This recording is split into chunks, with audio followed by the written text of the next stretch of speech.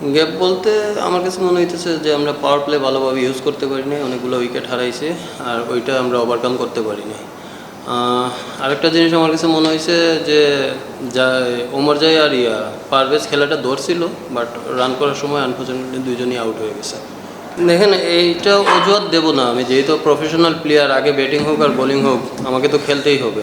এখন আমি আগে বোলিং পাইলাম না, আমার তো আমি ব্যাটিং করবো না, তো ওইটা কোনো অজুহাত দেওয়া আমি মনে করি না ঠিক হবে। যেহেতু প্রফেশনাল প্লেয়ার আমার সব জায়গায় মানায় নিতে হবে, বাট আমার কাছে একটাই জিনিস মনে হইতেছে যে আমরা পাওয়ার প্লে ইউজ করতে পারি না। আর বোলিংয়ের ক্ষেত্রে মনে হচ্ছে যে 2-3টা ওভার আমরা 20 ওভারের মধ্যে 2-3টা ওভার আমাদের একটা বড় রান হয়ে যাচ্ছে, এখান থেকে আমাদের খেলা হাতছাড়া হয়ে যাচ্ছে আর কি। অ্যাডভান্টেজ বলতে দিনের বেলা একটু বল গ্রিপ করে আর কি, এইটাই। আমি এখনও দেখি নাই, কারণ মোবাইল তো জমা দিয়ে দিছি মাঠে আসার সময়।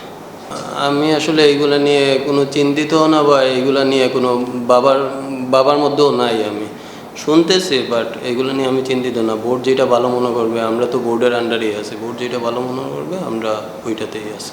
অবশ্যই অবশ্যই, এটা মানে একটা ওয়ার্ল্ড কাপের মতো একটা ইভেন্টের আগে এরকম একটা টুর্নামেন্ট আমাদের জন্য অনেক হেল্পফুল হবে আমি মনে করি।